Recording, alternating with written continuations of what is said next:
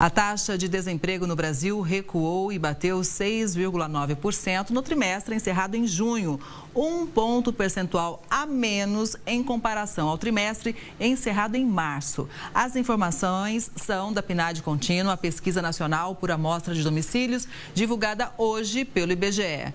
O mês de junho teve o menor número de desempregados para o mês em 10 anos aqui no país. A população ocupada no Brasil, de acordo com a PNAD, era de 101 milhões e 800 mil, um novo recorde na série histórica. Além da taxa de desemprego, a PNAD também informou que o salário médio do brasileiro chegou a R$ 3.214. Para repercutir essa notícia, a gente faz conexão com a economista e professora de MBAs da FGV, a Carla Bene. Professora, boa tarde, seja muito bem-vinda. Quais fatores contribuíram para esses resultados, hein? Boa tarde, Kelly. Boa tarde a todos. Olha, realmente começar com uma boa notícia dessa é ótimo, né? Então, todos os segmentos apresentaram melhoras nos resultados, nas contratações, e essa mudança de um ponto percentual que você falou do trimestre anterior, realmente isso daí há uma consolidação no mercado de trabalho. E até uma curiosidade, eu tenho perguntado de uma forma recorrente para os meus alunos em sala de aula, independente do segmento, da indústria, serviços, onde eles estão, há vagas em aberto.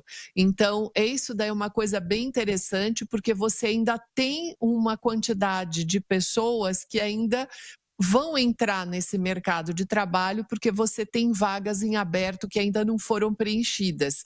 Então, essa é uma consolidação de um processo todo que nós passamos, né, com o final da pandemia, com tudo, e essa melhora do salário que você falou é fruto da retomada justamente do aumento real do salário mínimo que foi feito desde o ano passado. Então, mais renda e mais emprego para o bolso do trabalhador. Inclusive, mais emprego formal, né, professora? Isso, exatamente. Que esse é sempre importante, porque nós temos vários tipos de empregos, mas a gente sempre comemora o emprego formal, porque ele é um emprego que tem uma teia protetiva toda para o trabalhador, diferente do emprego que ele é, vamos dizer assim, o PJ, que vai depender dele, ter que fazer todas as contribuições, ou até de outras formas de emprego mais precarizadas. Então, o emprego formal realmente é algo muito a se comemorar. E hoje é um dia de muita expectativa, né, professora? Porque o Comitê de Política Monetária do Banco Central se reúne hoje para definir a taxa básica de juros. Ela deve ser mantida em 10,5% ao ano, isso de acordo com a projeção do mercado financeiro. A decisão deve ser anunciada no fim do dia e acontece em um cenário de forte alta do dólar. Se for confirmada a manutenção da taxa Selic, ela vai continuar no menor nível desde fevereiro de 2022. Mas na comparação internacional, né, professora, a taxa brasileira é a segunda mais alta numa lista de 40 países.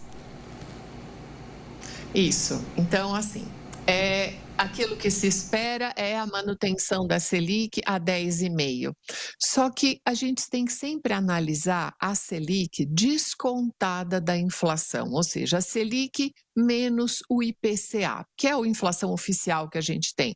E nós estamos realmente numa taxa de juros muito elevada, em torno de 5,30 pouco, mais ou menos. Então, essa é uma taxa real muito difícil, inclusive para o setor produtivo. Então, você veja como nós estamos conseguindo resultados importantes no mercado de trabalho para além dessa taxa de juros que dificulta o empresário de abrir um negócio ou de pegar dinheiro no mercado, nos bancos, para poder reinvestir na sua empresa. Então, mesmo com essa dificuldade, o dado anterior nosso é extremamente positivo. Então, você veja como que nós temos vários itens aqui na economia que a gente precisa trabalhar em conjunto.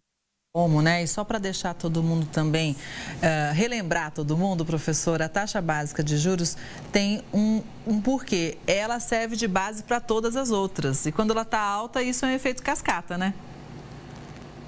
Exatamente. Então, sempre que a Selic sobe, eu brinco e costumo organizar isso com os meus alunos. Eu falo, quando a Selic sobe, quem ri, quem chora. Quem ri é quem tem dinheiro aplicado no mercado financeiro, que é o rentista, porque ele acaba ganhando mais sem nenhum trabalho, sem nenhum esforço. E quem acaba chorando? Todas as pessoas que precisam de financiamento. Pode ser aquela calça jeans que você dividiu em várias vezes, pode ser um carro, pode ser uma televisão, pode ser o dinheiro que você vai querer colocar na sua empresa, que você vai ter que pegar emprestado. Então, quando o custo do dinheiro sobe, que é isso que você acabou de falar, Kelly, todos os empréstimos sobem em seguida. Pois é, vamos acompanhar e vamos ver se realmente o Banco Central vai manter a taxa de juros em 10,5% ao ano. Agora, professora, o governo divulgou, né, que o Ministério da Saúde vai ser o mais atingido pela contenção de gastos. O corte vai ser de 4 bilhões e 400 milhões de reais. Na sequência, vem os ministérios de Cidades, Transportes e Educação. O Programa de Aceleração do Crescimento, o novo PAC, vai perder cerca de 4 bilhões e 400 milhões de reais com o bloqueio do orçamento, professora. Essa agora é a notícia ruim, né? Porque nós estamos nesse movimento no Brasil já há muito tempo, desde o governo Temer, depois Bolsonaro e agora também no governo Lula. Nós colocamos regras fiscais. São importantes as regras fiscais, elas devem até existir em alguma medida, mas o que a gente está vendo é exatamente quando ela precisa ser colocada na prática. Então, o orçamento público, ele tem algumas linhas. Eu tenho as despesas obrigatórias, aquelas que independem da receita. Tenho as despesas não obrigatórias, que essas são passíveis de corte ou de contingenciamento. E quando eu tenho a despesa obrigatória que sobe muito, e nós tivemos 2 pontos. O benefício da prestação continuada, que é aquela aposentadoria de até um salário mínimo para idosos e para pessoas mais necessitadas no país, nós tivemos uma subida muito grande, Kelly, nessa despesa. E na outra parte também dentro do INSS. Então, por que isso? Porque nós estamos diminuindo a fila, o que é uma coisa boa. Então, quando você diminui a fila, você acaba aumentando a quantidade de processos e a demanda sobe. Então, como o governo diz que vai fazer um pente fino, vai fazer uma operação, inclusive, para eliminar fraudes possíveis, e é muito importante fazer isso, enquanto isso não acontece, pela regra fiscal, ele precisa cortar, digamos assim, a linha de baixo.